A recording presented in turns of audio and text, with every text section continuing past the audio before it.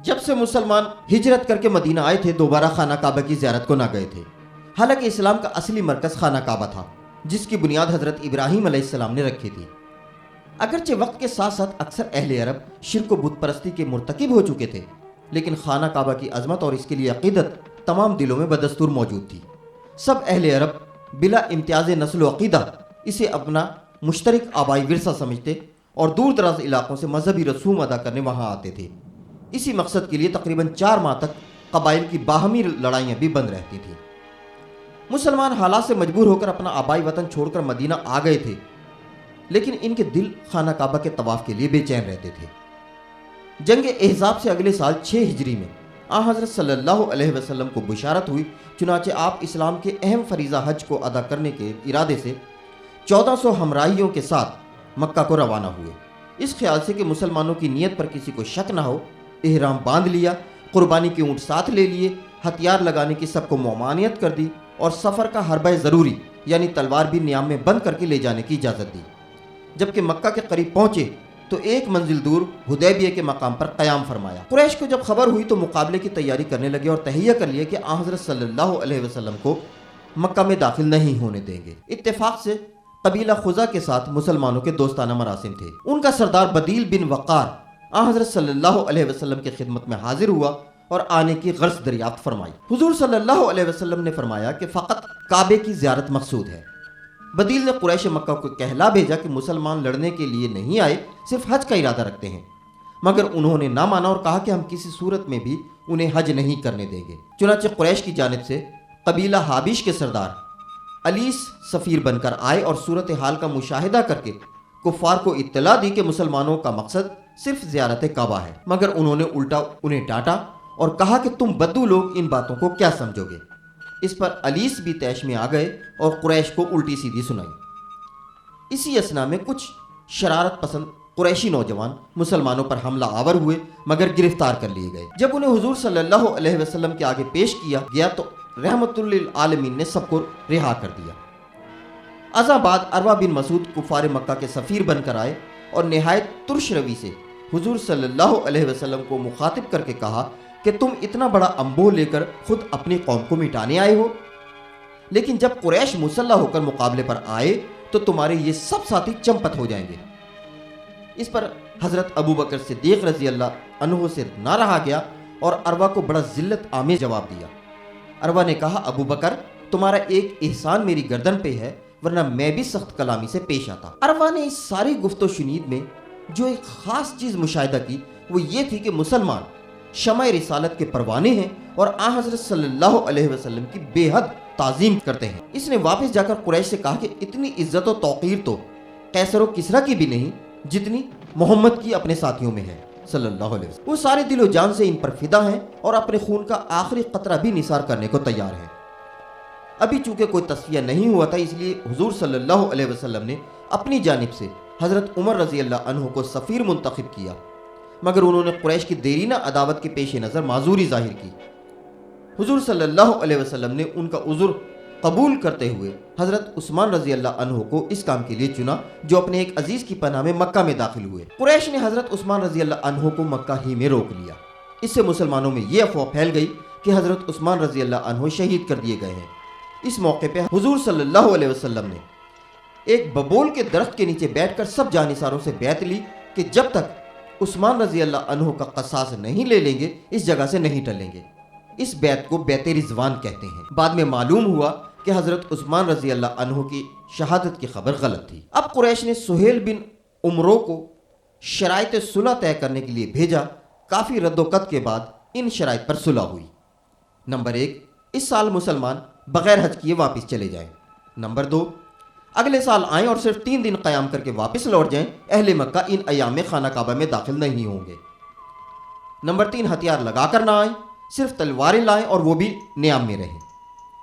Number 4، مکہ میں جو مسلمان پہلے سے موجود ہیں ان میں سے کسی کو اپنے ساتھ نہ لے جائیں اور مسلمانوں میں سے کوئی مکہ میں رہ جانا چاہے تو اسے نہ روکیں۔ نمبر 5، کافروں یا مسلمانوں میں سے اگر کوئی مدینہ جائے تو اسے واپس کر دیا جائے، لیکن اگر کوئی مسلمان مکہ میں آ جائے تو اسے واپس نہیں کیا جائے گا۔ نمبر 6، قبائل عرب کو اختیار ہوگا کہ وہ فریقین میں سے جس کے ساتھ چاہیں شریک ہو جائے۔ نمبر 7، اس معاہدے کی مدت 10 سال قرار پائی کہ اس عرصے میں فریقین ایک دوسرے کے خلاف نبرد آزما نہیں ہوں گے۔ جب یہ شرائط لکھی جا رہی تھیں تو سہیل کے صاحبزادے حضرت ابو جندل رضی اللہ عنہ جو اسلام قبول کر چکے تھے اور کفار مکہ کی قید میں تھے، کسی طرح بھاگ کر بیڑیوں سمیت حضور صلی اللہ علیہ وسلم کے پاس حاضر ہو گئے اور اپنے زخم دکھا کر استدعا کی کہ انہیں اپنے ساتھ لے چلیں۔ حضور صلی اللہ علیہ وسلم نے سہیل کو کافی سمجھایا کہ وہ ابو جندل کو مدینے جانے کی اجازت دے دے، مگر وہ راضی نہ ہوا اور کہا کہ شرائط کی روح سے آپ اسے ساتھ نہیں لے جا سکتے۔ چنانچہ حضور صلی اللہ علیہ وسلم نے صحابہ رضی اللہ عنہم کی مخالفت کے باوجود ابو جندل رضی اللہ عنہ کو سہیل کے حوالے کر دیا۔ یہ عہد نامہ حضرت علی کرم اللہ وجہہ نے لکھا۔ جب انہوں نے شروع میں بسم اللہ الرحمن الرحیم لکھا تو سہیل معترض ہوا اور کہا صرف بسم کا اللہم لکھو۔ حضرت صلی اللہ علیہ وسلم نے حضرت علی کرم اللہ وجہہ کو حکم دیا کہ اسی طرح لکھ دو۔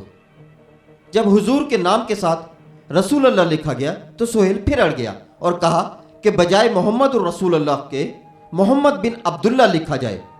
حضرت صلی اللہ علیہ وسلم نے حضرت علی سے کہا یہ لفظ مٹا دو، مگر ان کی غیرت نے گوارا نہ کیا کہ وہ رسول اللہ کے لفظ کو مٹائیں۔ اس پر حضور صلی اللہ علیہ وسلم نے خود اپنے ہاتھ سے اسے مٹا دیا۔ اگرچہ یہ صلح بظاہر مغلوبانہ صلح تھی، مگر خدا نے سورہ فتح میں اسے فتح مبین قرار دیا ہے۔ شروع اللہ کے نام سے جو بے حد مہربان نہایت رحم والا ہے۔ بے شک اے نبی، ہم نے تجھے ایک ظاہر فتح دی ہے تاکہ جو کچھ تیرے گناہ کیے ہوئے اور جو پیچھے رہے سب کو اللہ تعالیٰ معاف فرما دے اور تجھ پر اپنا احسان پورا پورا کر دے اور تجھے سیدھی راہ چلائے اور تجھے ایک زبردست مدد دے۔ اس صلح سے مسلمانوں کو جو فائدے پہنچے وہ یہ تھے کہ مسلمان مکہ میں آزادانہ آنے جانے لگے۔ اس میل جول اور اہل اسلام کی سوال زندگی کا اتنا خوشگوار اثر ہوا کہ قریش نے دھڑا دھڑ اسلام قبول کرنا شروع کر دیا۔ چنانچہ روایت میں ہے کہ اس سال بے شمار کافر مسلمان ہوئے۔ نمبر 2، یہی معاہدہ فتح مکہ کا پیش خیمہ ثابت ہوا، کیونکہ قریش نے تنگ آ کر معاہدہ توڑنے کا اعلان کر دیا اور مسلمانوں کو حملہ کرنے کا عذر ہاتھ آ گیا۔ نمبر 3، یہ معاہدہ مسلمانوں کی امن پسندی اور صلح جوئی کا بین ثبوت تھا۔ چنانچہ اس کا اثر ہمسایہ قبائل پر بہت اچھا ہوا اور انہوں نے حضور صلی اللہ علیہ وسلم کے ساتھ دوستانہ معاہدے کرنے شروع کر دیے۔ نمبر 4، قریش کا مصالحت کی گفتگو پر اتر آنا اس حقیقت کا واضح ثبوت تھا کہ اب وہ مسلمانوں کو خانمہ برباد اور ستم رسیدہ مہاجر نہیں سمجھتے، بلکہ اپنا ہم پایا اور ہم پلہ قرار دینے پر مجبور ہو گئے تھے۔ معاہدے کی 5ویں شرط یعنی کافروں یا مسلمانوں میں سے اگر کوئی مدینہ جائے تو اسے واپس کر دیا جائے، لیکن اگر کوئی مسلمان مکہ جائے تو اسے واپس نہیں کیا جائے گا۔ بادی النظر میں مسلمانوں کے خلاف جاتی تھی، لیکن یہی شق بعد میں رحمت ثابت ہوئی۔ جو مسلمان مجبوری سے مکہ میں رہ گئے تھے، قریش انہیں سخت اذیتیں دیتے تھے۔ ان ستم رسیدہ لوگوں میں ایک ابو بصیر بھی تھے جو کفار کی سختیوں کی تاب نہ لا کر بھاگ نکلے اور مدینہ آ کر پناہ لی۔ قریش کے 2 آدمی انہیں لینے آئے۔ حضور صلی اللہ علیہ وسلم نے شرط معاہدہ کے مطابق انہیں واپس کر دیا۔ ابو بصیر نے ایک کو راستے میں موت کے گھاٹ اتار دیا، دوسرا جان کے خوف سے بھاگ گیا اور واپس مدینے پہنچ کر دربار نبوی صلی اللہ علیہ وسلم میں شکایت کی۔ اسی اثنا میں ابو بصیر بھی پہنچ گئے اور عرض کیا، یا رسول اللہ، آپ نے عہد کے مطابق مجھ کو واپس کر دیا تھا، اب آپ پر کوئی ذمہ داری عائد نہیں ہوتی، جو کچھ میں نے کیا اس کا جواب دہ میں خود ہوں۔ یہ کہہ کر مدینہ سے چلے گئے اور سمندر کے کنارے مقام ایس میں رہائش اختیار کر لی۔ مکہ کے مظلوم مسلمانوں کو جب معلوم ہوا کہ ابو بصیر نے اپنی قوت کے بلبوتے پر ایک ٹھکانہ پیدا کر لیا ہے تو سب بھاگ بھاگ کر ان کے ساتھ شامل ہونے لگے، اور جب ان کی اچھی خاصی جمعیت ہو گئی تو انہوں نے قریش کے تجارتی قافلوں کو لوٹنا شروع کر دیا۔ مجبور ہو کر قریش نے مدینۃ الرسول میں لکھ بھیجا کہ اس شرط سے ہم باز آتے ہیں، آئندہ جو مسلمان چاہے مدینہ جا کر آباد ہو جائے، ہمیں کوئی اعتراض نہ ہوگا۔ چنانچہ ایس کی نو آبادی کے مسلمان مدینہ چلے گئے اور قریش مکہ کے تجارتی قافلوں کا راستہ بدستور کھل گیا۔ ان امور کی روشنی میں یہ کہنا بیجا نہ ہوگا کہ جو کام حدیبیہ کی بظاہر مغلوبانہ صلح نے کیا وہ شاید ایک بہت بڑی فتح کے ذریعے بھی سر انجام نہ پا سکتا تھا۔ قریش کی طرف سے اطمینان ہو جانے کے بعد مسلمانوں نے اپنی توجہ خیبر کے شر پسند یہودیوں کی جانب مبذول کی۔ مدینے کے جن یہودی قبائل کو حضور صلی اللہ علیہ وسلم نے جلا وطن کیا تھا وہ بھی خیبر میں جا کر آباد ہو گئے تھے اور ہر وقت مسلمانوں کو ذکر پہنچانے کے لیے ہمسایہ قبائل سے ساز باز کرتے رہتے تھے، یہاں تک کہ مدینے پر حملہ کرنے کے منصوبے باندھنے لگے۔ حضور صلی اللہ علیہ وسلم بنفس نفیس ان کے مقابلے پر نکلے اور ان کے تمام قلعوں کو یکے بعد دیگرے سر کر لیا۔ مجبور ہو کر یہودیوں نے صلح کی درخواست کی اور وعدہ کیا کہ وہ ہر سال کل پیداوار کا نصف مسلمانوں کو دیا کریں گے۔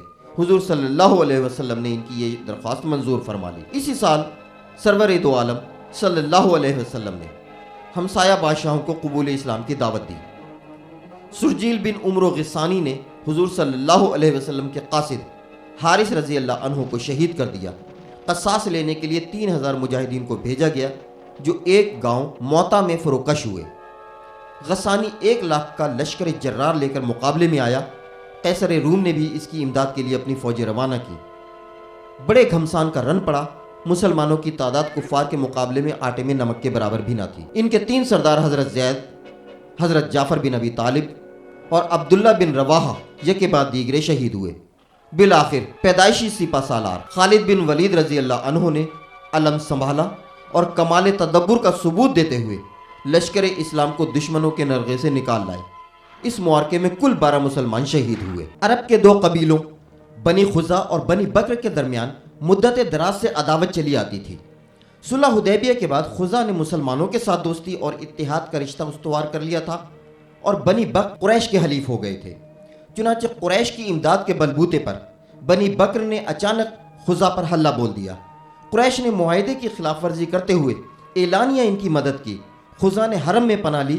مذہبی اور ملکی قوانین کی روح سے حرم میں خون ریزی حرام تھی، مگر بنی بکر نے اس کی بھی پرواہ نہ کی اور نہایت بے دردی سے پناہ گزینوں کو موت کے گھاٹ اتار دیا۔ حضور صلی اللہ علیہ وسلم نے یہ واقعہ سنے تو سخت رنج ہوا۔ قریش کے پاس قاصد بھیجا اور 3 شرطیں پیش کیں کہ ان میں سے کوئی ایک منظور کر لی جائے۔ نمبر 1، مقتولوں کا خون بہا دیا جائے۔ نمبر 2، قریش بنو بکر کی حمایت سے الگ ہو جائیں۔ نمبر 3، اعلان کر دیا جائے کہ حدیبیہ کا معاہدہ ٹوٹ گیا ہے۔ قریش نے جوش میں آ کر تیسری شرط منظور کر لی، مگر بعد میں اپنی غلطی پر بہت سٹ پٹائے اور ابو سفیان کو تجدید معاہدے کی خاطر مدینے بھیجا، لیکن حضور صلی اللہ علیہ وسلم نے منظور نہ کیا۔ ابو سفیان نے حضرت حذیفہ، حضرت ابو بکر، حضرت عمر اور حضرت علی رضوان اللہ علیہم اجمعین سے سفارش کرنے کو کہا، مگر کسی نے حامی نہ بھری۔ ناچار بے نیل و مرام واپس آیا۔ مظلوم بنی خزا کی امداد اور مشرکین کی سرکشی کا سدباب کرنے کے لیے حضرت صلی اللہ علیہ وسلم نے مکہ پر چڑھائی کرنے کی تیاریاں شروع کر دیں۔ حلیف قبیلوں کو قاصد بھیجے کہ مسلح ہو کر آ جائیں، لیکن اس احتیاط کے ساتھ کہ اہل مکہ کو خبر نہ ہونے پائے۔ ایک صحابی نے قریش کو اس کی اطلاع دینے کے لیے خفیہ طور پر ایک عورت کو خط دے کر روانہ کیا، مگر یہ راز بر وقت افشا ہو گیا اور عورت راستے سے واپس لائی گئی۔ اس صحابی کی اس حرکت سے سب مسلمان سخت برافروختہ تھے، خصوصاً حضرت عمر رضی اللہ عنہ تو آپے سے باہر ہو گئے اور حضور صلی اللہ علیہ وسلم سے ان کے قتل کی اجازت مانگی، مگر رحمت للعالمین نے فرمایا کہ غازیان بدر کے گناہ اللہ تعالیٰ معاف کر چکا ہے، اور چونکہ اس صحابی نے جنگ بدر میں شرکت کی تھی اس لیے ہمیں بھی درگزر کرنا چاہیے۔